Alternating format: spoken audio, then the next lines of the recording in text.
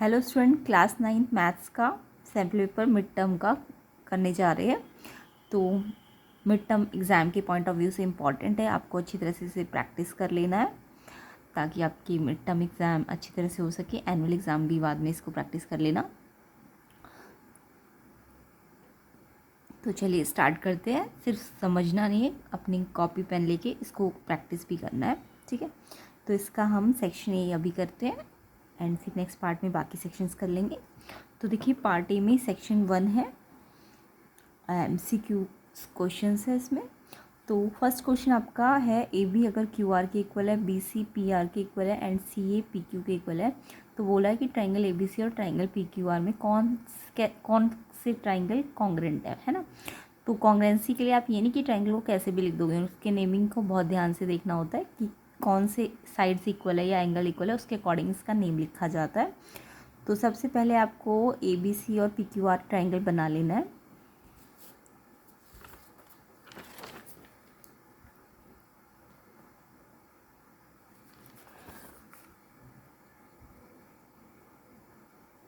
तो देखिए ये ट्राइंगल ए बी सी बना दिया है और एक ट्राइंगल पी क्यू आर बनाया है।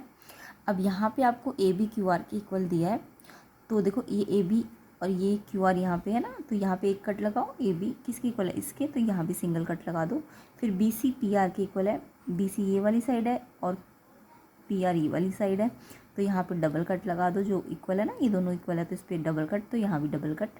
फिर ये वाली साइड इसके इक्वल बोला है तो यहाँ पे ट्रिपल कट लगाया, तो यहाँ भी ट्रिपल कट। जो साइड जिसके इक्वल है उसमें उसका एक सिंगल है तो सिंगल कट। ये डबल वाला ये इसके इक्वल है तो यहाँ पे डबल कट लगा दो। यहाँ ये इसके इक्वल है तो इस पर ट्रिपल कट लगा दो, है ना। इससे आपको ना नेमिंग लिखने में आसानी रहेगी। तो अगर आप इसका नेम ए बी सी लिखते हो, ए बी सी, तो सोचो आपने कैसे इसका नेम कैसे लिखा है, सिंगल कट से डबल कट की तरफ, ऐसे ना। तो यहाँ भी आप ऐसे नहीं लिखना, इसको भी सिंगल कट से डबल कट की तरफ लिखोगे, क्यू आर पी। तो अगर इसे ए बी सी लिखते हो तो इसे क्या लिखना पड़ेगा, क्यू आर पी। अब हम ऑप्शंस पे देख लेते हैं कि ए बी सी के साथ क्या क्यू आर पी लिखा है। देखो ए बी के साथ तो इन्होंने पी क्यू आर लिख दिया, तो ये तो ऑप्शन गलत हो जाएगा, है ना।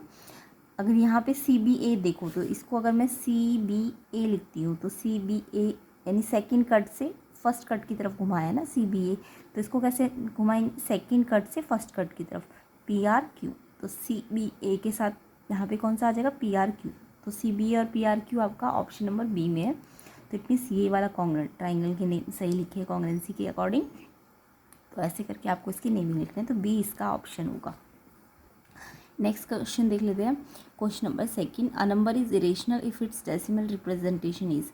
तो नंबर रेशनल कब होता है, रेशनल में तो अगर रेशनल बोलते तो सिर्फ यही होता कि पी बाई क्यू और Q not equal to zero, यानी डिनोमिनेटर जीरो नहीं होना चाहिए, तो रेशनल नंबर की कंडीशन है। बट इरेशनल नंबर भी तो एक्चुअली पी बाई क्यू ही होते हैं, ऐसा नहीं है। लेकिन उनमें ना क्या होता है कि वो नॉन टर्मिनेटिंग, यानी कि नॉन टर्मिनेटिंग का मतलब जिसके डेसिमल कभी ख़त्म ना हो, मतलब डेसिमल के बाद नंबर आते रहे। तो यहाँ पे 6 7 आएगा, बट अगली बार 6 8 आ जाएगा, फिर 6 9 आ जाएगा। यानी ये रिकरिंग नहीं होते। रिकरिंग कब होंगे, जब ये 6 7 रिपीट होता जाएगा, तो इसे नॉन टर्मिनेटिंग बोलेंगे, नॉन रिकरिंग बोलेंगे। लेकिन बट ये कैसे होंगे, नॉन टर्मिनेटिंग तो है क्योंकि कभी एंड नहीं हो रहा, नहीं हो रहा, बट सेम भी रिपीट नहीं हो रहा। तो ऐसे नंबर जो नॉन टर्मिनेटिंग के साथ नॉन रिकरिंग हो, उन्हीं को हम क्या कहते हैं, इरेशनल नंबर कहते हैं। अदरवाइज टर्मिनेटिंग, नॉन टर्मिनेटिंग ये सब रेशनल में आते हैं, रिकरिंग वाले भी। बट नॉन टर्मिनेटिंग के साथ जो नॉन रिकरिंग हो वो आपकी इरेशनल होंगे। लाइक √2 है, इसका जब आप रूट निकालोगे ना, कभी एंड नहीं होता, पॉइंट के बाद ही चलता जाता है और सेम रिपीटेड भी नहीं होता। तो सेम रिपीटेड नहीं है तो यानी नॉन रिकरिंग होते हैं। तो इरेशनल मतलब अशांत अनावर्ती या नॉन टर्मिनेटिंग, नॉन रिकरिंग। तो इसका आंसर होगा आपका B option, question number second का। नेक्स्ट क्वेश्चन इसका चॉइस वाला क्वेश्चन था, which of this is correct way to convert. इस ये क्या है, एक जब भी रेशनल हो और नीचे इरेशनल हो, रूट में वो नंबर जो रूट से बाहर नहीं आ सकते उन्हें इरेशनल कहते हैं, यानी जिनके प्राइम फैक्टर करके भी रूट से बाहर नहीं आ रहा वो इरेशनल होते हैं।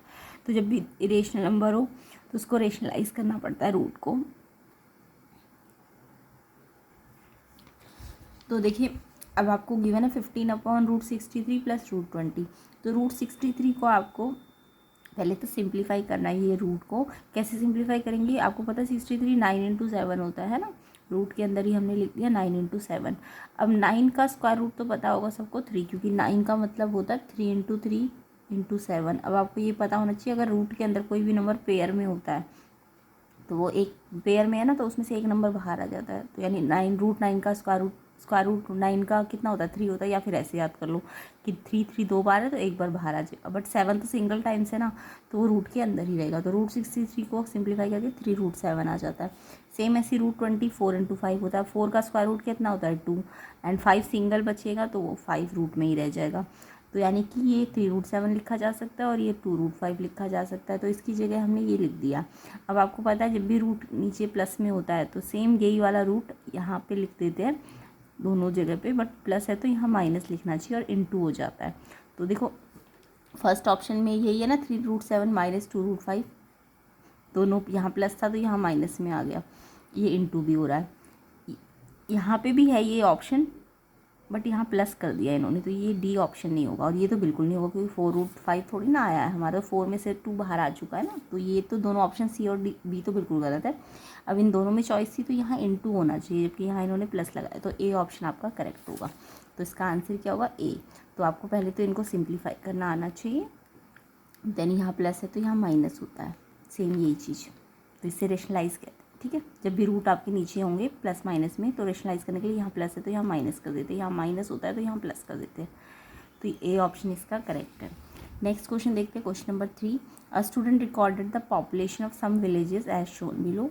तो ये ए विलेज की पॉपुलेशन 450 है, बी विलेज की 700 है, सी की 550 है। तो ऐसे कर करके ना इन सब इन्फॉर्मेशंस को ना एक इसके लिए बार ग्राफ बना दिया इन्होंने। देखो जब भी गैप छोड़े ना, बार ग्राफ मतलब एक साथ ना मिला के ना बनाए गए हो, गैप छोड़ा हो बीच में, तो वो बार ग्राफ होते हैं, अदरवाइज वो हिस्टोग्राम होते हैं। हिस्टोग्राम के लिए यहाँ पे नीचे ना ABCD नहीं लिखा होता, क्लास इंटरवल्स लिखी होती है।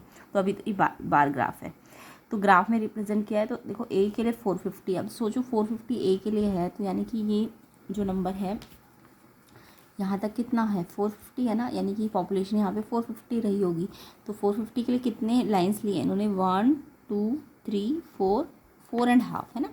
देखो एक लाइन यहाँ पे ली है, यानी यहाँ, और दूसरी यहाँ, तीसरी यहाँ, 4 यहाँ, और 4 क्या 4 और 5 के बीच में यहाँ आया। यानी कि ये 450 कैसे आया होगा, जब ये 100 होगा, फिर ये 200 होगा, ये 300 होगा, ये 400 होगा, तब जाके ये 50 एक्स्ट्रा आया होगा, है ना। तो यानी कि एक यूनिट जो है यहाँ पे, यहाँ से यहाँ तक एक यूनिट है ना, तो ये 100 के बराबर होनी चाहिए, तभी ये ए आपको 450 देगा। तो यानी कि यहाँ पे 1 यूनिट कितने के बराबर होगी, 100 पीपल के बराबर। तो सी ऑप्शन इसका करेक्ट होगा, 1 unit equal to 100 people, C option इसका आंसर है। तो आपको ऐसे करके ना काउंट, ये 1 यूनिट है, देखो एक लाइन का मतलब 1 यूनिट, सेकेंड लाइन का 2 यूनिट, 3 यूनिट, 4 यूनिट, एंड फिर 0.5 यूनिट। तो अगर 450 है ए के लिए तो एक यूनिट 100 होगा, तभी तो 450 बनेगा, है ना। तो यानी कि 100 आएगा इसका आंसर। क्वेश्चन नंबर 4 तो बहुत सिंपल था। ये एक पूरा सर्कल बना हुआ है ना ये पूरा, तो सर्कल के तीनों एंगल्स का सम कितना हो जाएगा 360। अगर लाइन होती तो 180 होता, बट सर्कल है तो इसका सम टोटल कितना हो जाएगा 360। तो ये एंगल प्लस ये एंगल प्लस ये एंगल कितना होता है 360। तो x को जोड़ दो तो 2x हो जाएगा, और ये नंबर के साथ प्लस करते हैं तो 130 हो जाएगा, एंड 130 को यहाँ प्लस हो रहा है तो इधर माइनस कर दो, तो 360 - 130 करोगे तो 230 आ जाएगा, एंड 2x है तो 2 का मल्टीप्लाई हो रहा है ना x के साथ, तो डिवाइड हो जाएगा। तो ये सब तो करना ही आता होगा कि x को अलग प्लस करते हैं, नंबर्स को अलग प्लस करते हैं, फिर नंबर्स को इधर लेके जाते हैं तो साइन चेंज करते हैं, फिर ये 2 को डिवाइड करेंगे तो ये x की वैल्यू 115 आ जाएगी, जो कि आपका आंसर होगा डी ऑप्शन। तो इसका आंसर डी ऑप्शन है 115।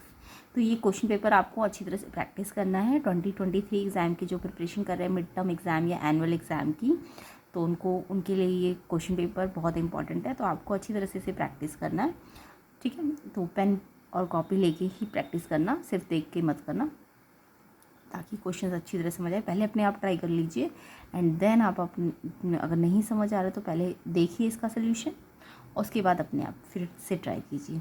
तो क्वेश्चन नंबर 5 देख लेते हैं। Harish places 2 straws forming angle A and B. Harish ने क्या किया, 2 स्ट्रॉ ऐसे लगाई कि वो ए एंड बी एंगल बना रहे हैं। अब उसने क्या करा, एंड मूव स्ट्रॉ एन, उसने इस स्ट्रॉ एन को ऐसे मूव किया कि बी जो है ना 3 टाइम्स ऑफ ए है, यानी कि इसने बी को मूव किया।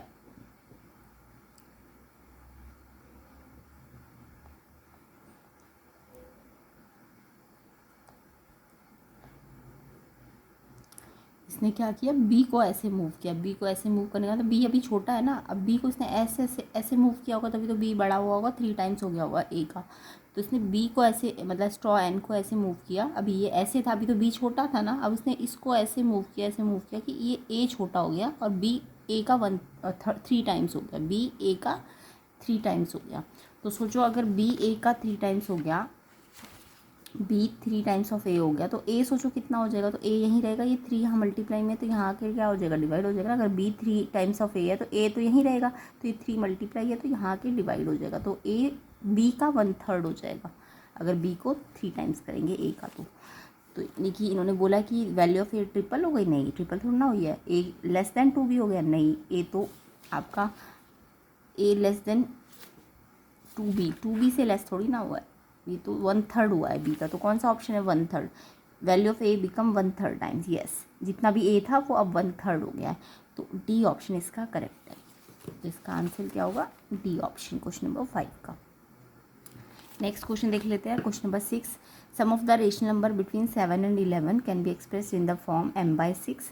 तो आपको बोला है कि m एक सेट ऑफ नेचुरल नंबर है, तो कौन सी स्टेटमेंट ट्रू है। तो आपको पता होना चाहिए रेशनल नंबर के बीच के अगर नंबर्स हम निकालते हैं तो हम क्या करते थे, जब भी 2 रेशनल नंबर के बीच के नंबर्स निकालने होते हैं तो हमें क्या करना होता है। देखो जैसे 7 और अगर 11 के बीच में नंबर निकालने हैं, मेरे को नंबर लाइन में 7 होता है और 11 होता है, तो इसके भी अंदर बहुत सारे रेशनल नंबर्स होते हैं छोटे छोटे, तो उनको अगर निकालना है तो हम क्या करते थे, 1 1 नीचे लिख देते थे, है ना।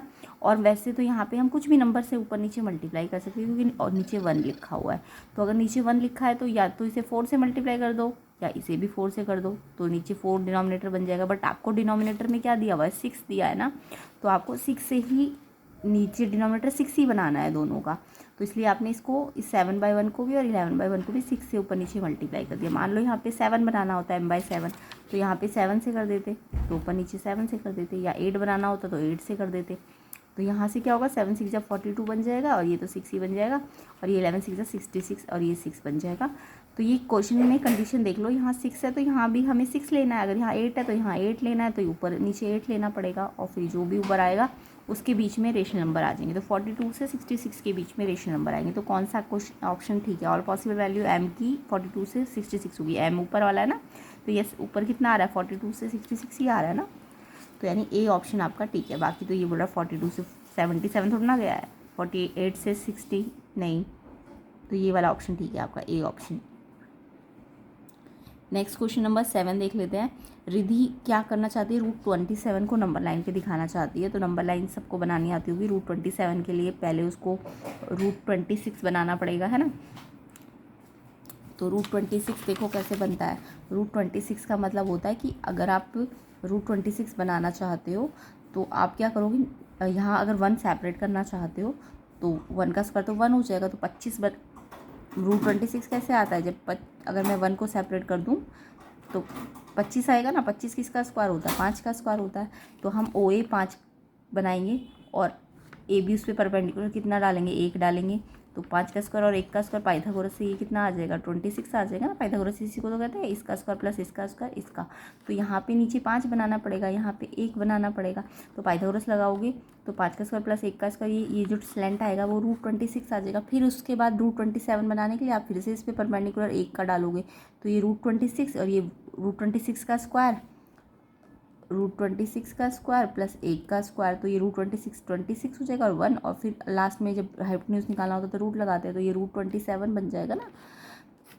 तो यानी ये √26 के ऊपर मुझे फिर से एक परपेंडिकुलर डालना पड़ेगा 1, है ना।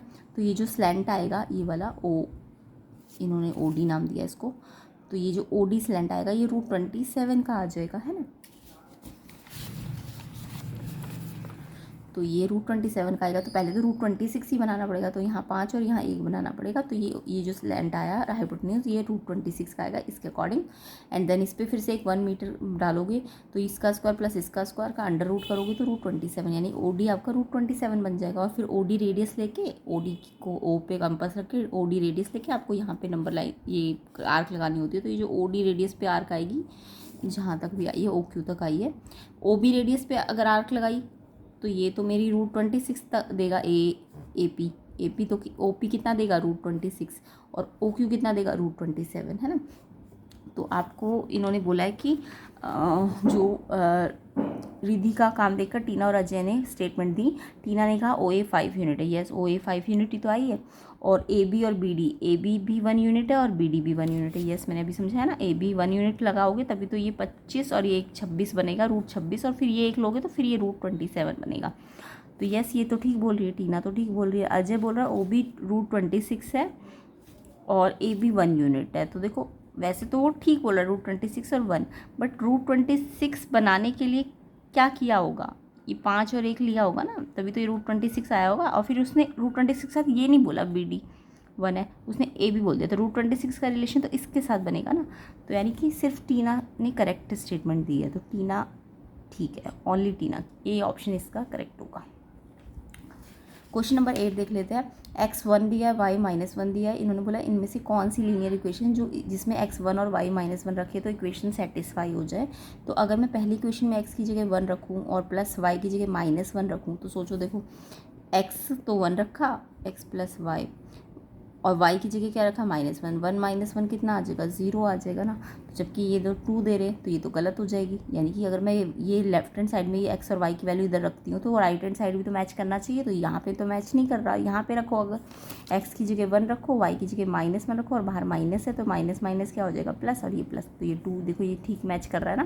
तो इट मीन्स बी ऑप्शन आपका करेक्ट होगा। तो आपको ऑप्शन में रख के x y की वैल्यू देखनी है, राइट हैंड साइड से मैच करना चाहिए, वही आंसर आपका करेक्ट होगा। तो इसका आंसर बी ऑप्शन है। नेक्स्ट इसका चॉइस वाला क्वेश्चन देख लेते हैं। Coefficient of Y in the linear equation, ये लीनियर इक्वेशन गिवन है, इसमें वाई का कॉफिशिएंट पूछा है आपसे। तो देखिए पहले इसे हम थोड़ा सिंप्लीफाई कर लेते हैं। तो देखिए इक्वेशन आपको दी थी 5 bracket 2y - 4 plus 3x - 4y - 7 = 0। तो यहाँ पे पहले तो y के दो जगह पे ना y, तो इसको पहले हमें सिंप्लीफाई करना पड़ेगा। तो पहले तो 5 ब्रैकेट के बाहर है तो इसको इससे मल्टीप्लाई और इससे भी करेंगे, दोनों से करते हैं ना, जब बाहर कोई नंबर हो। तो 5 × 2 = 10y हो जाएगा और 5 × 4 = 20 माइनस का, यहाँ प्लस है यहाँ माइनस तो माइनस, फिर ये अलग अलग एज इट इज़ लिख देंगे = 0। अब 10y और 4y लाइक टर्म्स है तो प्लस माइनस माइनस कर दो 6y, एंड 3x तो एक ही है तो ये एज इट इज़, और नंबर 2 है तो ये minus minus plus sign minus का, तो ये आपका सिंप्लीफिकेशन करके आ जाएगा। अब आपको y का कॉफिशिएंट पूछा है ना, तो y वाली टर्म को देखो, ये है ना y वाली टर्म, पहले तो y वाली टर्म यहाँ भी थी और यहाँ भी थी, तो इसलिए हमने y वाली टर्म को पहले सिंप्लीफाई किया, देन आपको एक y वाली टर्म मिल जाएगी।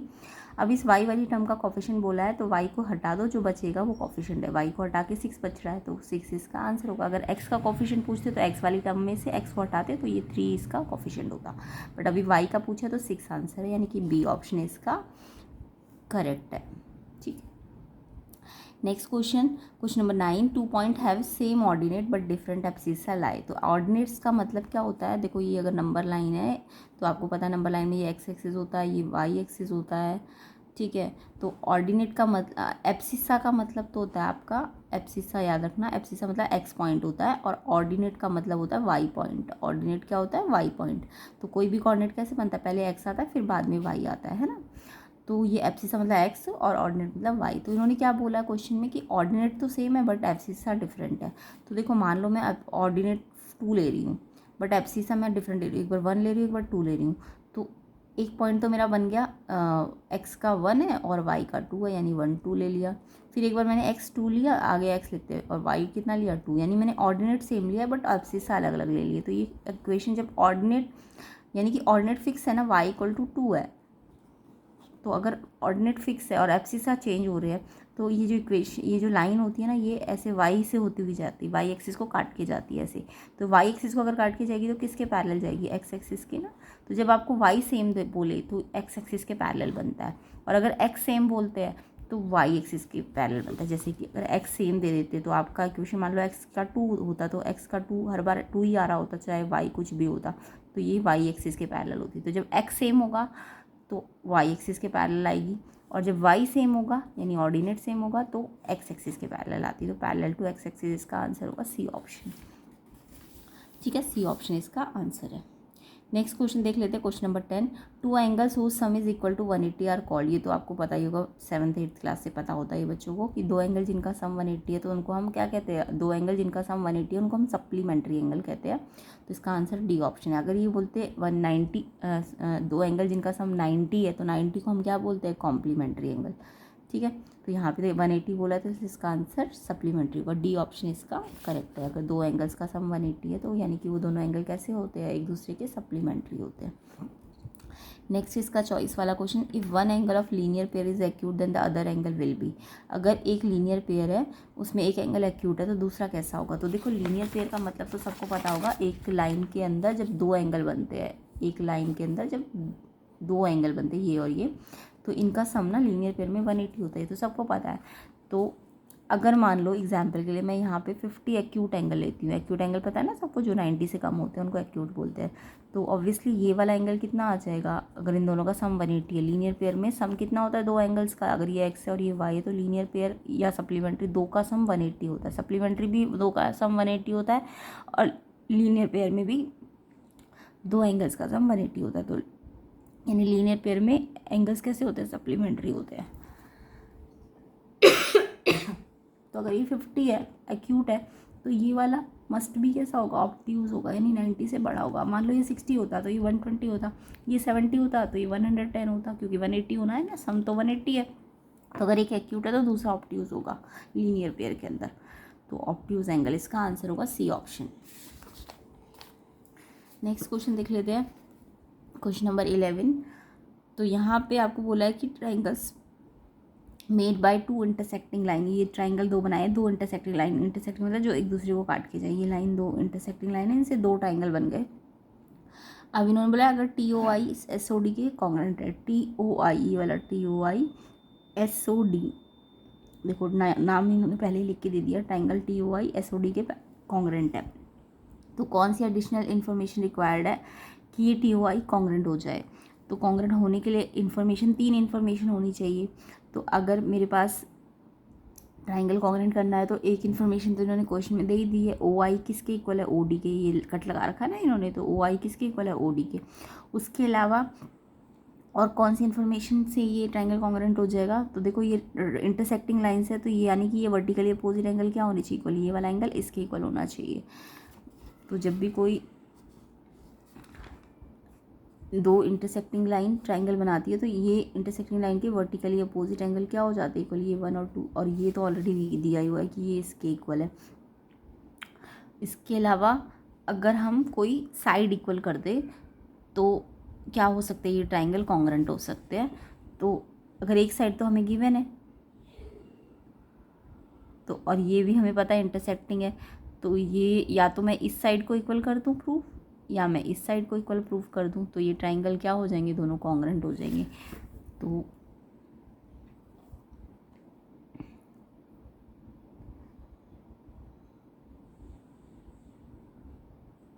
TOOS के तो इक्वल नहीं दिख रहा हमको, है ना, ये वाला इन्फॉर्मेशन तो गलत है। TIDS ये भी नहीं दिख रहा क्योंकि ये छोटा दिख रहा है और ये बड़ा, तो यही वाला कंडीशन बनता है DOS TOI। DOS vertically opposite बनाना TOI के साथ, तो यानी कि ए ऑप्शन इसका करेक्ट होगा, इसका आंसर ए ऑप्शन होगा।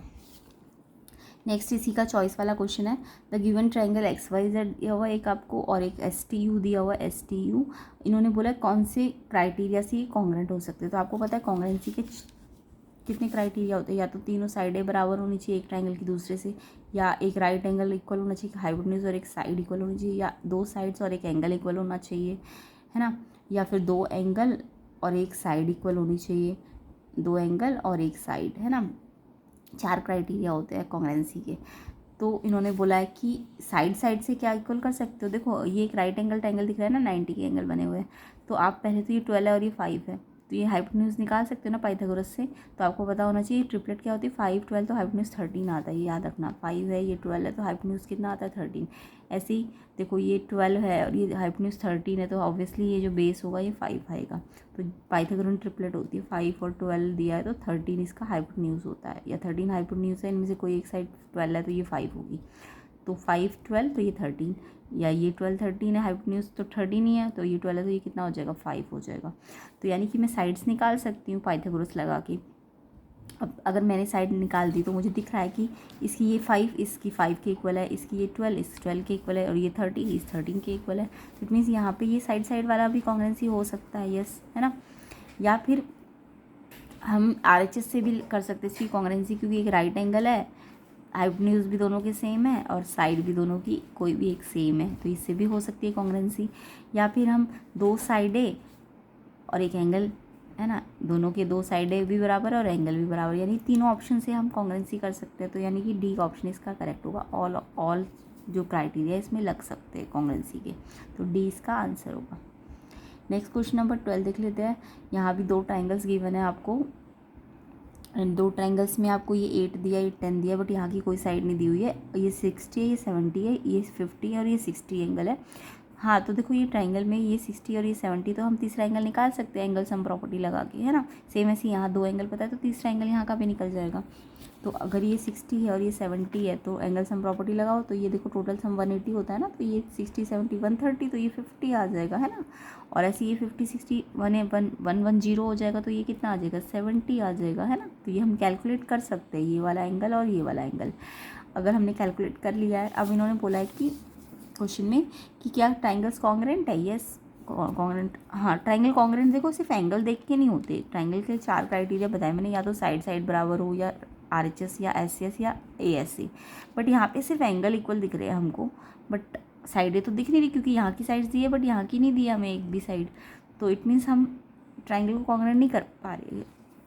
तो उन्होंने कहा ट्राइंगल्स कॉन्ग्रुएंट है, तो इन्होंने ऑप्शंस दिए, यस हाँ ट्राइंगल कॉन्ग्रुएंट हो सकते हैं अगर हम मिसिंग एंगल निकाल ले, तो एक क्राइटेरिया से ट्राइंगल कॉन्ग्रुएंट हो सकते हैं। नहीं, कॉन्ग्रुएंसी में एक क्राइटेरिया तो लगता ही नहीं है, कॉन्ग्रुएंसी में तो ये 4 ही क्राइटेरिया लगते हैं, तो ये ऑप्शन तो गलत है, ए ऑप्शन। नेक्स्ट नो कह रहा है यस, हमें अभी तो मतलब यस सिर्फ एंगल गिवन है, तो उससे मैं कॉन्ग्रुएंसी नहीं कर सकती हूँ, क्योंकि साइड्स की तो यहाँ इन्फॉर्मेशन दी है बट यहाँ तो कोई इन्फॉर्मेशन ही नहीं है, तो फर्स्ट ऑप्शन तो बिल्कुल गलत है, क्योंकि ए क्राइटेरिया तो लगता ही नहीं है कॉन्ग्रुएंसी में। सेकंड बोल रहा है no as the missing angle in each triangle can not be calculated, नहीं कॉन्ग्रुएंट ट्राइंगल नहीं है, क्योंकि जो मिसिंग एंगल्स है वो आप कैलकुलेट नहीं कर पा रहे हो। नहीं, हमने तो कर लिए कैलकुलेट ट्राइंगल, तो के एंगल जो मिसिंग थे वो तो कैलकुलेट कर लिए, क्योंकि दो एंगल पता है, तीसरा हम निकाल सकते हैं, इसके भी दो पता है तो तीसरा निकाल सकते हैं। तो ये भी आपको एक्सप्लेनेशन बिल्कुल गलत दिया हुआ है, क्रॉस है ये भी। Conclusion about the congruency of triangle can be made if length of side UL of triangle PUL is known।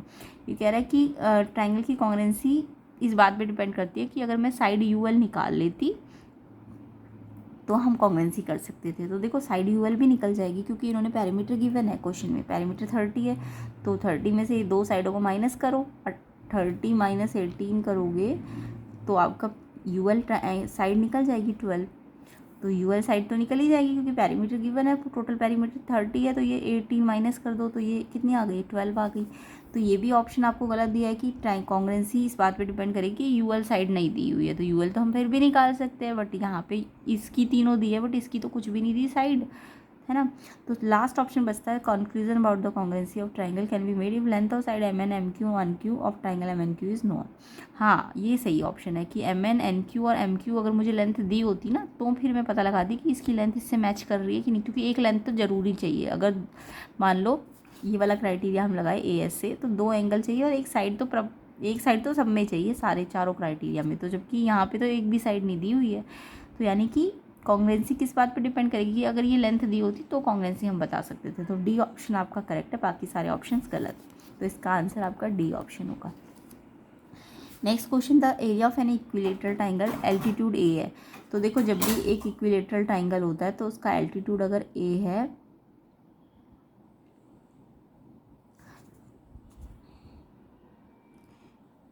Triangle having altitude A, तो देखिए क्वेश्चन 13 में ध्यान से बच्चे पढ़ेंगे, इक्विलेटरल ट्राइंगल में एल्टीट्यूड A यूनिट दिया हुआ है आपको, तो ध्यान देंगे। कई बार तो एल्टीट्यूड ना देके साइड बोलते हैं, तो इक्विलेटरल ट्राइंगल का फॉर्मूला ना √3/4 इंटू A² होता है, बट तब जब साइड आपको A दी होती है। तो मान लो ये इक्विलेटरल ट्राइंगल है, अगर इसकी साइड ये ना, अगर इक्विलेटरल ट्राइंगल की साइड को A देते, अगर साइड को A देते तब तो इसका फॉर्मूला √3/4 A² होता है, ये ध्यान रखना। ठीक है। इक्विलेटरल ट्राइंगल का एरिया का साइड ए सबके ए होगी ना, इक्विलेटरल है क्योंकि सारी साइड इक्वल होती है, तो तब ये √3/4 ए स्क्वायर होता है। बट ध्यान से क्वेश्चन को देखो, यहाँ पे साइड ए नहीं दी हुई है, एल्टीट्यूड दिया हुआ है ए, तो यहाँ पे बच्चे जल्दबाजी में √3/4 ए स्क्वायर लिख देंगे, जो कि गलत हो जाएगा। ये तब होता है जब साइड दी होती है ए, ठीक है, क्योंकि ये जो फॉर्मूला होता है ना, √3/4 इंटू साइड का स्क्वायर होता है इक्विलेटरल का ट्राइंगल का एरिया, साइड होती है यहाँ पे, जबकि आपको साइड ए नहीं दी हुई है, एल्टीट्यूड दिया हुआ है ए, तो साइड मान लो एल है ना, तो ये एल पूरी साइड है, तो ये पूरी एल है, तो ये अगर मैं पाइथागोरस लगाऊंगी तो ये राइट एंगल ट्राइंगल लेना पड़ेगा हमको। एल्टीट्यूड का मतलब ये राइट, ये क्या है, परपेंडिकुलर है इस पर, तो ये परपेंडिकुलर क्या करेगा, इस साइड को इक्वल पार्ट्स में डिवाइड करता है, ये तो सबको पता है। तो ये अगर पूरी एल साइड है तो ये भी एल थी, बट ये मुझे आधी लेनी पड़ेगी क्योंकि पाइथागोरस लगानी है 90 डिग्री पे, तो ये L/2 हो जाएगी। अब आपको पता है पाइथागोरस जब मैं लगाऊंगी तो ये 90 के अपोजिट क्या होता है, ये हाइपोटेन्यूज होता है, तो हाइपोटेन्यूज का स्क्वायर, परपेंडिकुलर का स्क्वायर और बेस का स्क्वायर, ये बेस है AD का स्क्वायर और ये परपेंडिकुलर हो जाएगा BD का स्क्वायर, तो ये पाइथागोरस होती है, तो जो 90 होता है उसके अपोजिट हमेशा हाइपोटेन्यूज होता है, तो ये हाइपोटेन्यूज हो गया, इसका स्क्वायर अलग रखना है और इनका स्क्वायर इधर रखना है। अब निकालना तो मुझे ये है, तो BD स्क्वायर मुझे निकालना है, तो ये यहाँ चला जाएगा माइनस में, तो AB स्क्वायर यानी L है, L पे स्क्वायर, फिर इसका स्क्वायर करूँगी AD का स्क्वायर, तो L/2 है, उस पर स्क्वायर, L/2 पे स्क्वायर है तो इस पर भी स्क्वायर है और उस पर भी, तो ये L²/4 हो जाएगा।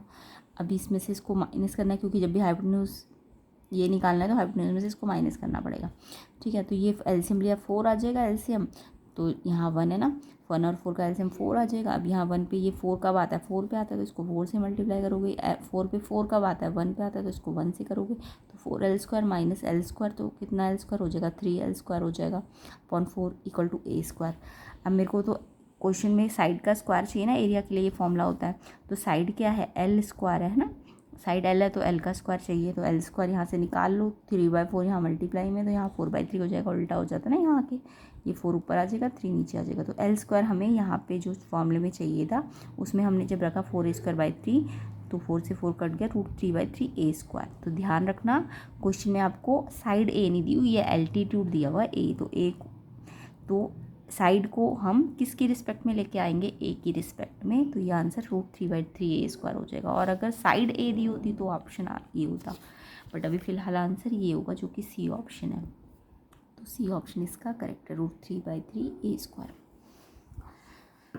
नेक्स्ट क्वेश्चन आपका दिया हुआ है S - A 10 है, S - B 20 है, S - C 30 है, आपको पैरीमीटर निकालना है ट्राइंगल का।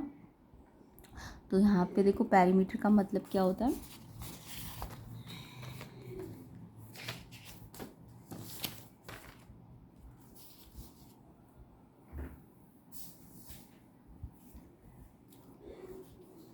तो जब भी आपको S बोले तो S का मतलब सेमी पेरीमीटर होता है, तो सेमी पेरीमीटर कैसे आता है, पूरा पेरीमीटर आपको पता है ना, तीनों साइडों का टोटल होता है। अगर एक ट्राइंगल है तो उसमें ये साइड A है, ये B है, ये C है, तो पेरीमीटर इन तीनों का सम होता है, तो A + B + C तो पेरीमीटर होता है ना। और सेमी पेरीमीटर बोल रहे तो उसका आधा करोगे तो A + B + C/2 S होता है हमारा सेमी पेरीमीटर। बट मुझे क्वेश्चन में S नहीं निकालना, P निकालना है, तो आपको ये याद रखना है S P का क्या होता है, हाफ होता है। P कितना होता है इन तीनों को टोटल मिला के, तो S को निकालने का होना A + B + C/2 है, तो यहाँ से मैं बोल सकती हूँ A + B + C यानी पेरीमीटर जो है वो डबल ऑफ S है ना। तो अब आपको क्वेश्चन में दिया क्या है, S - A, S - B, S - C इनकी वैल्यूज़ दी हुई है, तो आप क्या करोगे, क्योंकि आपको P निकालना है तो S मालूम करना पड़ेगा, तो हम क्या करेंगे, इन तीनों इक्वेशंस को ना, ये जो तीनों दिए हुए हैं इनको जोड़ देंगे, सेकंड, थर्ड और फोर्थ को, तो S - A + S - B + S - C को जोड़ा तो इधर से भी जोड़ देंगे इनको, लेफ्ट को भी और राइट को भी। अब S कितने S हो जाएंगे, 3S। अब माइनस अगर मैं बाहर सब में से माइनस बाहर ले लूँ तो ये अंदर प्लस में हो जाएंगे ना तीनों, अगर तीनों में से माइनस बाहर ले लिया तो ये तीनों प्लस हो जाएंगे। A + B + C अभी मैंने बताया था आपको 2S होता है, A + B + C कितना होता है, 2S, तो यहाँ पे हम 2S रख देंगे, 3S - 2S कितना हो जाएगा, S हो जाएगा, 1S ना, और 1S 60 आ गया। मुझे S सेमी नहीं निकालना, पेरीमीटर निकालना, तो सेमी अगर 60 है तो पैरी निकालने के लिए सेमी का क्या कर दोगे, डबल कर दोगे, तो ये 120 सेंटीमीटर, इसका आंसर डी ऑप्शन करेक्ट होगा, तो 120 डी ऑप्शन इसका करेक्ट है। नेक्स्ट क्वेश्चन आपका वो भी हीरोन फॉर्मूले से ही है, सेमी आपको निकालना है, साइड्स गिवन है, तो अभी आपने कर ही लिया, इसको सेमी निकालने का फॉर्मूला क्या है, A + B + C/2, साइड दी हुई है क्वेश्चन में 15, 20, 25 और आधा कर देना, तो सम करो पहले 60, ये तो पेरीमीटर आ जाएगा, उसको आधा कर दोगे तो 30 सेंटीमीटर इसका सेमी पेरीमीटर आ जाएगा, जो कि ऑप्शन नंबर सी में है, सी ऑप्शन इसका करेक्ट होगा। नेक्स्ट क्वेश्चन नंबर 15 है, if on adding -8√2 to the expression, इस एक्सप्रेशन में, पूरे एक्सप्रेशन में अगर आप -8√2 को जोड़ दो तो ये जो आंसर निकलेगा ना वो रेशनल नंबर में आ जाएगा। तो ये के की वैल्यू क्या होनी चाहिए, जो के है यहाँ पे। तो देखिए आपको ये जो एक्सप्रेशन दिया हुआ, ये दिया हुआ यहाँ से लेके यहाँ तक, इसमें क्या बोला आपको ये जोड़ने को, तो ये -8√2 को यहाँ पे प्लस करना है। अब ये प्लस माइनस तो माइनस हो जाएगा, है ना।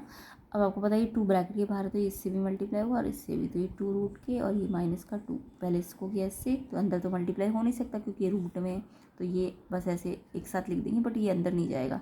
तो ये बिना रूट का है तो ये एज इट इज़ और ये एज इट इज़, तो ये मल्टीप्लाई हो गया। फिर ये 2 1 2 हो गया, सॉरी यहाँ 2 हो जाएगा ना, 2 1 2।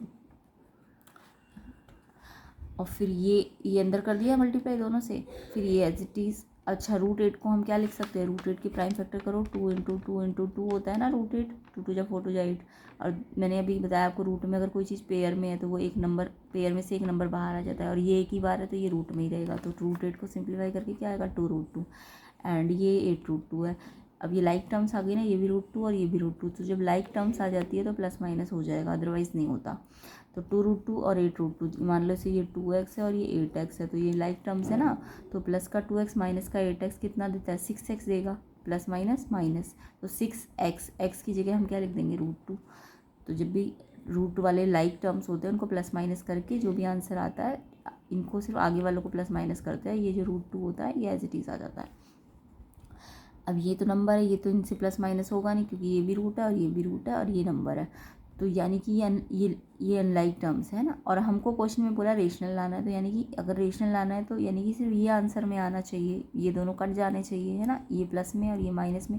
ये तब कटेंगे जब ये दोनों एक दूसरे के इक्वल होंगे, ये प्लस में होगा और ये माइनस में होगा, तो इसको इसके इक्वल कर दो तभी तो ये आंसर मिलेगा मुझे, प्योर रेशनल नंबर। अदरवाइज तो ये रेशनल बच रहे हैं ना, तो मुझे रेशनल चाहिए तो सिर्फ ये आंसर चाहिए, तो इनको इक्वल होना पड़ेगा तभी ये कट जाएंगे। तो इसको इक्वल करने के लिए हमने क्या किया, के निकालना है कि कब ये इक्वल होंगे, कि के की किस वैल्यू पे।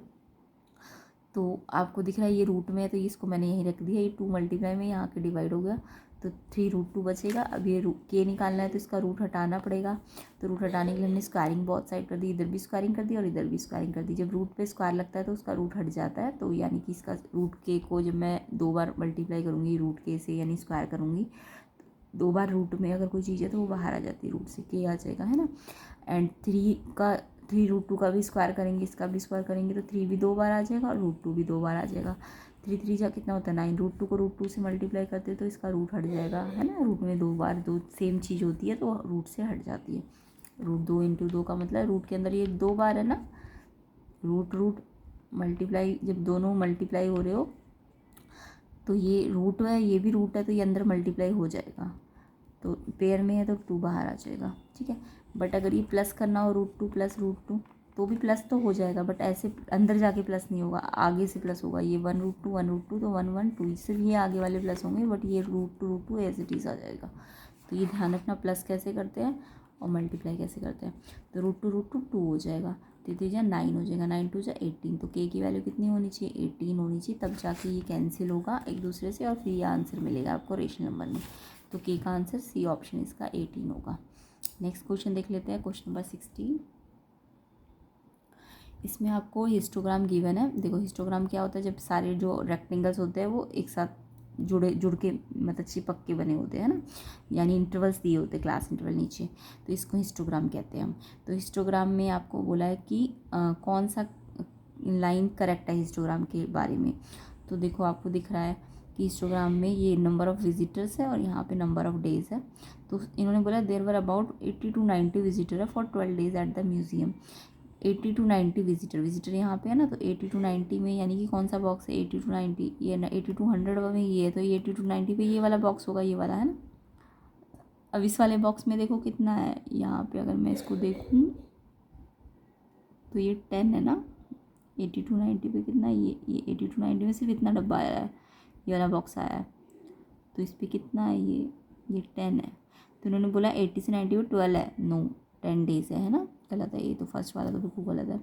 सेकंड वाला देख लेते हैं। There were about 60 to 70 visitors है 5 डेज़ के लिए। 60 to 70 वाला विजिटर वाला देखो 60 to 80 है, तो 60 to 70 ये वाला बॉक्स है। अब इस बॉक्स में कितने हैं, 5 है। यस ये ठीक बोल रहा है, 60 to 70 में 5 डेज़ है, तो बी ऑप्शन आपका ठीक है। ऑल होता अगर कहीं पे तो हम सारे ऑप्शन देख लेते, बट यहाँ पे 4 ऑप्शंस है, तो यानी कि यही ऑप्शन हमारा बिल्कुल ठीक आ रहा है। बाकी आप देख लो 122 140 122 140 में ये दोनों बॉक्स आ रहे हैं ना।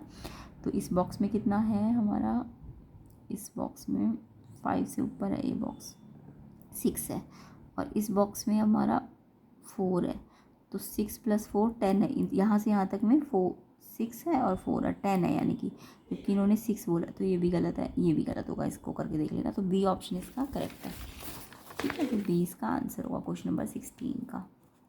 नेक्स्ट क्वेश्चन देख लेते हैं सेक्शन 2 पे।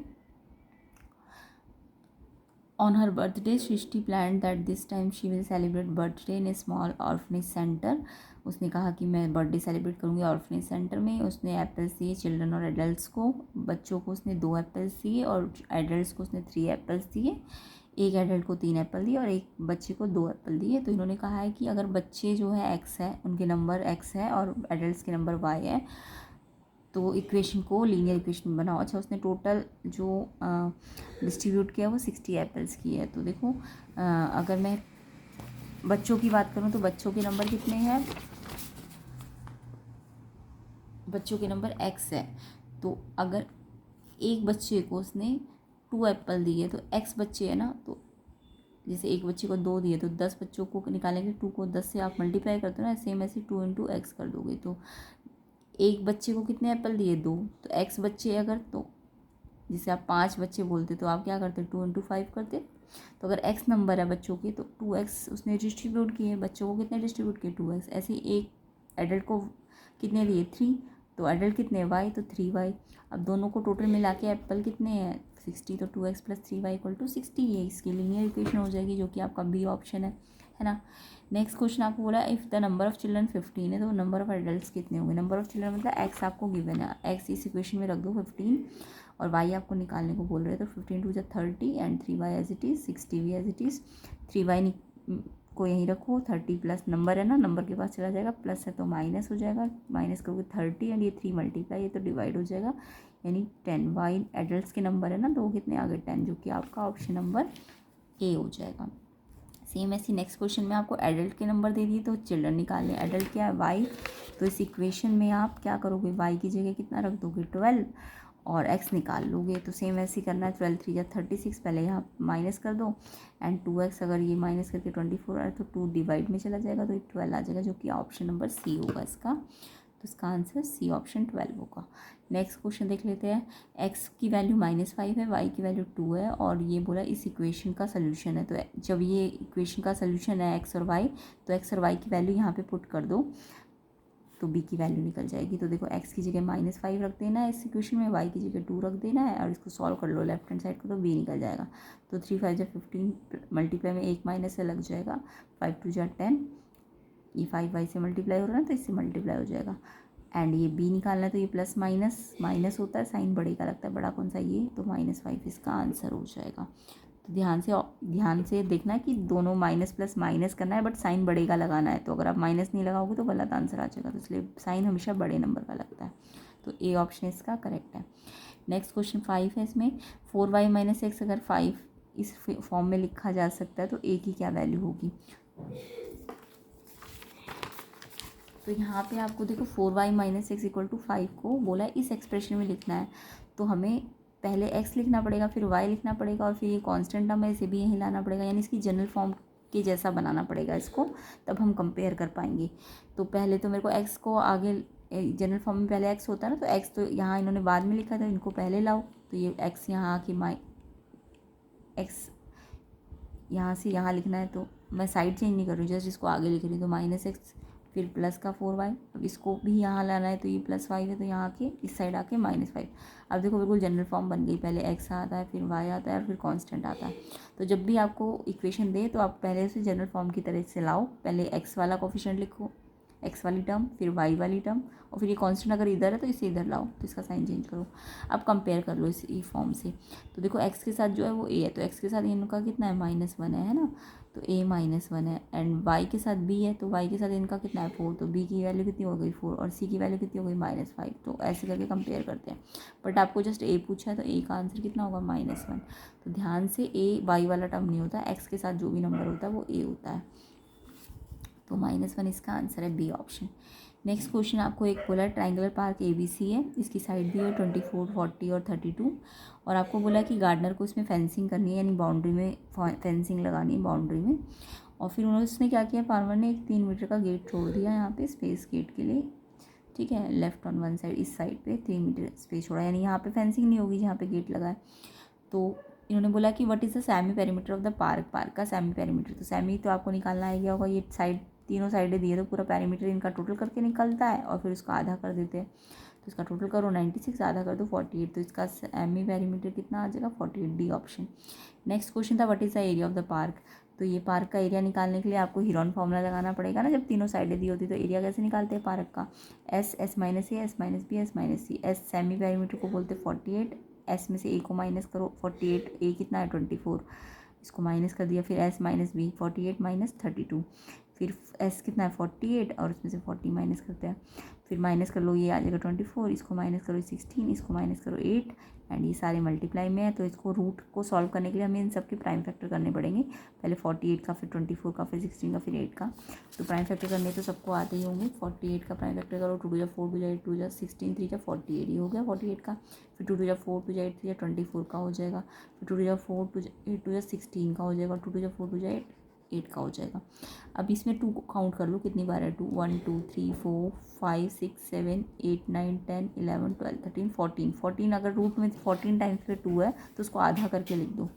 जितने होते हैं ना हर एक के पेयर में से एक एक निकालते हैं, जैसे इसमें से एक फिर इसमें से एक, तो 14 है तो 7 निकल जाएंगे ना, तो ये 7 निकल गए। और ऐसे 3 2 बार है तो इसमें से एक 3 बाहर निकल जाएगा, तो रूट में पेयर में से एक नंबर बाहर निकाल लेते हैं। तो आपका इन सब, अब ये आपका एरिया आ जाएगा 2 2 जा 4 2 जा 8 2 जा 16 2 जा 32 2 जा 64 2 जा 128 को 3 से मल्टीप्लाई कर दो तो 384 आपका मीटर स्क्वायर में एरिया आ जाएगा, जो कि ऑप्शन नंबर बी है, ठीक है। नेक्स्ट क्वेश्चन थर्ड पार्ट इसका, cost of planting grass eight the rate of ₹20 पर मीटर स्क्वायर। तो देखो प्लांटिंग जो है पर मीटर स्क्वायर 20 है, तो प्लांटिंग तो पूरे एरिया पे करनी पड़ेगी ना, अंदर ही तो पूरी प्लांटिंग करनी है। तो एरिया आपका 384 है, उसकी कॉस्ट पर मीटर स्क्वायर 20 है, तो कॉस्ट निकालने के लिए पूरे एरिया की 20 से मल्टीप्लाई कर दोगे तो इसकी कॉस्ट आ जाएगी 7680, तो 7680 बी ऑप्शन इसका करेक्ट होगा। नेक्स्ट क्वेश्चन नंबर 4 पार्ट इसका, the cost of fencing it with barbed wire at the rate of ₹30 per metre. तो अब की बार फेंसिंग कॉस्ट निकालनी है, तो अभी मैंने आपको बताया फेंसिंग के लिए पेरीमीटर निकालना होगा। तो पेरीमीटर कितना आया था, अभी इसका पेरीमीटर हमने निकाला था, तो A + B + C का टोटल कितना आया था पेरीमीटर 96, सेमी नहीं पेरीमीटर, फेंसिंग में तो पेरीमीटर चाहिए होगा ना, तो 96 इसका पेरीमीटर है। बट क्योंकि यहाँ पे गेट भी लगा हुआ है तो फेंसिंग गेट के पास तो होगी नहीं, तो गेट की चौड़ाई कितनी है, यहाँ इतनी लेंथ पे फेंसिंग नहीं होगी, यानी ये 3 मीटर था ना, तो ये 3 पेरीमीटर में से 3 मीटर हटा दो, तो 96 - 3 93, और कॉस्ट पर मीटर को फेंसिंग कितनी दी है 30, तो इसको इससे मल्टीप्लाई करके फेंसिंग कॉस्ट आ जाएगी 2790, सी ऑप्शन इसका करेक्ट होगा। Next question, the length of altitude drawn to the shortest side of the park will be. तो आपको पूछा है एल्टीट्यूड की लेंथ निकालनी शॉर्टेस्ट साइड पे। तो देखो शॉर्टेस्ट साइड तो 24 की है ना, 24 पे जो एल्टीट्यूड पड़ा है, शॉर्टेस्ट साइड पे जो एल्टीट्यूड पड़ा है ये, तो शॉर्टेस्ट साइड पे एल्टीट्यूड ये वाला है ना, ये वाला, तो यानी कि इस एल्टीट्यूड की हाइट निकालनी है। तो आपको एरिया ऑफ ट्राइंगल, वैसे तो आप हीरोन फॉर्मूला से निकाल चुके हो 384, बट एक और तरीके से आप एरिया निकाल सकते हो, ट्राइंगल का area half into base into height भी तो होता है। तो बेस क्या लिया है 24, और हाइट आपको इस बेस पे निकालनी है, तो ये हाइट निकालनी है इस बेस पे निकालनी है क्वेश्चन में, है ना। तो ये बेस 24 है और ये हाइट निकालनी है आपको, तो ये दोनों एरिया को आपस में इक्वल कर दो। तो हाइट निकालने के लिए ये तो पहले कट जाएगा 12, 2 से 24 12 पे कटेगा, और फिर 12 को डिवाइड कर दो, तो ये 32 मीटर हाइट आ जाएगी इस वाले बेस पे। तो ये एल्टीट्यूड कितना आ जाएगा 32 मीटर, तो इसका आंसर डी ऑप्शन होगा। Next question number 19, in a rural village there was a big electricity pole PC। एक गाँव में एक पोल लगाया गया है, ये PC पोल है, ठीक है, और फिर क्या बोला है, इस पोल को हमने एक स्ट्रॉन्ग वायर से 10 मीटर लेंथ की वायर है, ये वायर है, सपोर्टिंग वायर से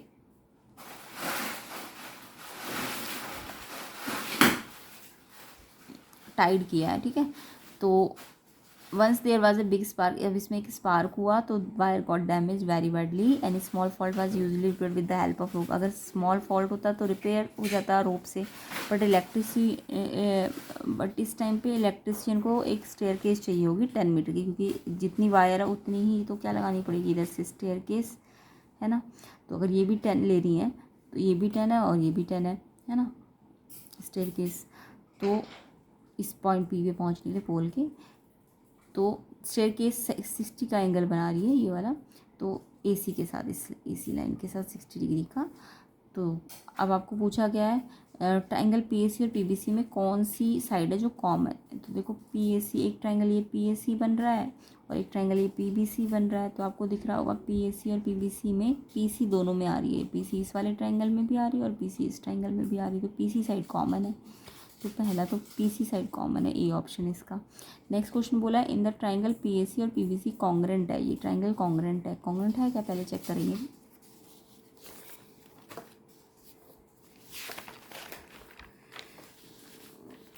तो देखो कॉन्ग्रेंसी के लिए आपको क्राइटेरिया तीन मतलब तीन चीज़ें चाहिए होती हैं।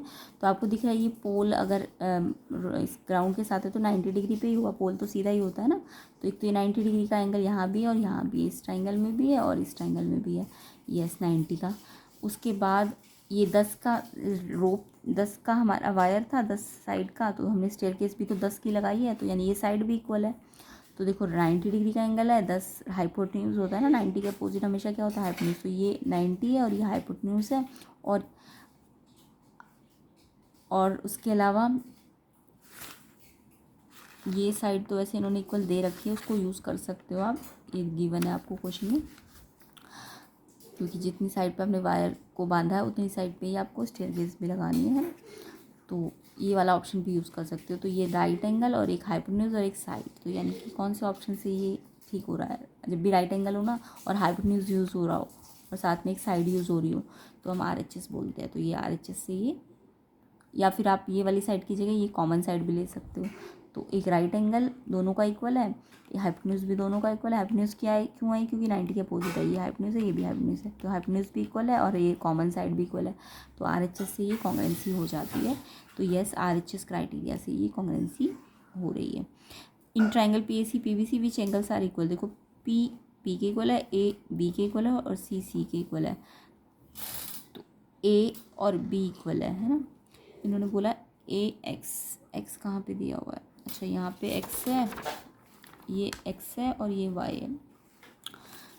तो अगर x को देखते हैं तो x y की इक्वल होना चाहिए, है ना।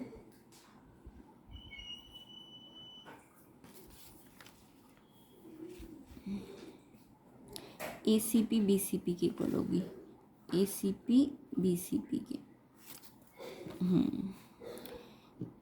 A x की थोड़ी ना, x और y आपस में इक्वल है ना, क्योंकि ये एंगल इसके इक्वल हो जाएगा। अगर मैं ट्रायंगल कौन सा कॉन्ग्रुएंट ले रही हूँ, ट्रायंगल PAC और PBC में, ट्रायंगल PAC और PBC में, तो देखो P वाला P वाले की इक्वल है, यानी P वाले में एक ये है x और y, x y आपस में इक्वल होंगे क्योंकि P के इक्वल है। तो ये x है और ये y, एक P पे x है और एक P पे y है।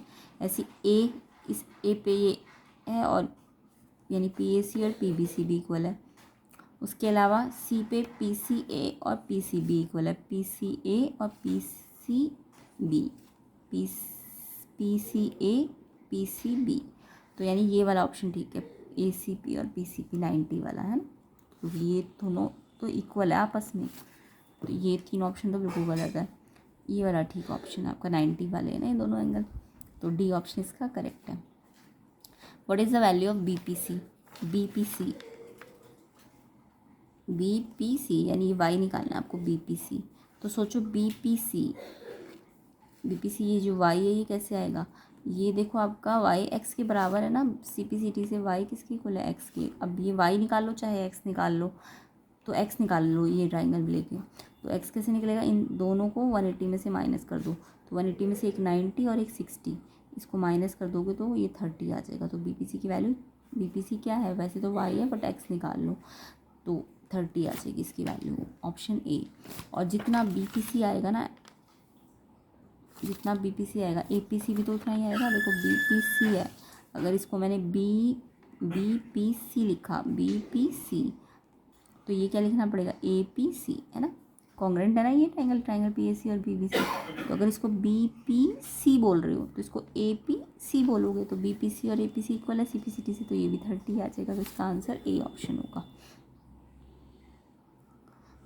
ठीक है, इसके बाद क्वेश्चन नंबर 20 भी आपका हिस्टोग्राम से रिलेटेड है। तो इन्होंने बोला है कि एक हिस्टोग्राम बनाया गया है, लीस्ट मार्क 2 है और हाईएस्ट मार्क्स 59 है।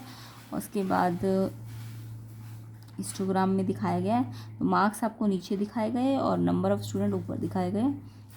तो यहाँ पे आपको बोला है what is the width of the class. Width of the class तो दिख ही रहा है आपको, 0 से 10, 10 से 20, यानी कि 10 का गैप है ना।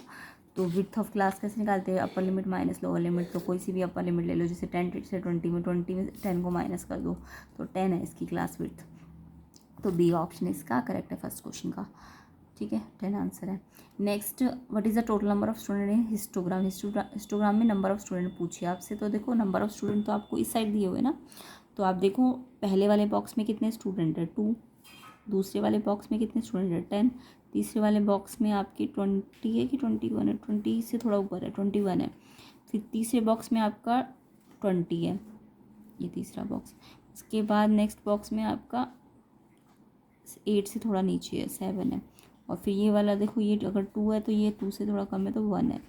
तो यानी कि ये सारे में टोटल स्टूडेंट निकालने, तो स्टूडेंट निकालने के लिए यहाँ से ये सारे बॉक्सेस को देखो कितने कितने पे है ये। तो ये कितने कितने पे आएंगे, 2, 10, 21, 26, 1। तो ये टोटल करोगे तो 60 स्टूडेंट है, जो कि ऑप्शन नंबर डी है इसका आंसर। नेक्स्ट क्वेश्चन आपका, how many students scored 50% and above marks. कितने स्टूडेंट है जिन्होंने 50% और अबव मार्क्स लिए। तो 50% एंड अबव मार्क्स आपको देखो यहाँ नीचे दी गए। 50% एंड अबव वाले कितने स्टूडेंट है, देखो 50% ये नहीं है, 50 वाले में आप देखने लग जाओगे, नहीं। इन्होंने कहा है कि मैक्सिमम मार्क्स कितने, 60 तक है ना। देखो 0 से 60 मार्क्स दिए ना, तो उसका 50% कितना होगा, 30। तो 50% से कम में यानी कि यहाँ तक के देखने हैं, और 50% से ज़्यादा में यहाँ तक के देखने हैं। तो 50% का मतलब कहीं यहाँ से ये वाला बॉक्स मत देखने लग जाना, गलत हो जाएगा। टोटल मार्क्स 60 थे ना, 0 से 60, तो 50% कितने होंगे, 30 तक के बॉक्स में देखो कितने स्टूडेंट है। 30 तक के बॉक्स में एक तो ये 2 स्टूडेंट है, एक 10 है और एक 21 है ना। ये सारे अगर थे तो ये आधे 50% है और आधे ये 50% है।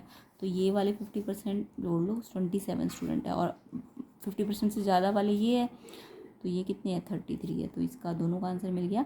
50% से कम वाले, ज़्यादा वाले पूछे हैं, तो ज़्यादा वाले तो ये होंगे ना बाद वाले, तो ये आ गए 27, और कम वाले पूछे तो ये वाले। ये टोटल लिए थे हमने, तो 50% से कम, अगर यहाँ तक 60 थे तो 60 का आधा 30, यानी ये 3 यहाँ और 3 यहाँ। तो ये इधर ये पहले वाला है, पहले वाला बाद में पूछा आपसे, और बाद वाला पहले पूछा था 27। तो इस वाले का, अबव वाले का तो 27 डी ऑप्शन है, और लेस वाले का 33, तो सी ऑप्शन है। बाकी रेंज पूछिए कलेक्टेड मार्क्स की, तो रेंज तो आप निकाल ही लोगे। सबसे मैक्सिमम मार्क्स कितने थे, 59, और मिनिमम मार्क्स थे 2। तो रेंज कैसे आती है, मैक्सिमम माइनस मिनिमम। रेंज होती है मैक्सिमम माइनस मिनिमम। तो मार्क्स की रेंज पूछिए ना, तो मैक्सिमम मार्क्स माइनस मिनिमम, तो 57 इसकी रेंज होगी। ए ऑप्शन इसका करेक्ट होगा। तो इस तरीके से हमारा पार्ट ए ख़त्म होता है। पार्ट बी को हम नेक्स्ट पार्ट में कर लेंगे। तो वीडियो को अच्छी तरह से मतलब पहले समझिए, फिर करके देखिए, एंड शेयर ज़रूर कीजिए, लाइक कर देना वीडियो को, एंड चैनल को सब्सक्राइब करना। एंड और भी क्वेश्चन पेपर आपको चैनल के अंदर मिल जाएंगे 9th क्लास के, तो उसको आप अच्छी तरह से प्रैक्टिस कर लीजिए। तो पार्ट बी को हम नेक्स्ट पार्ट में कर लेंगे।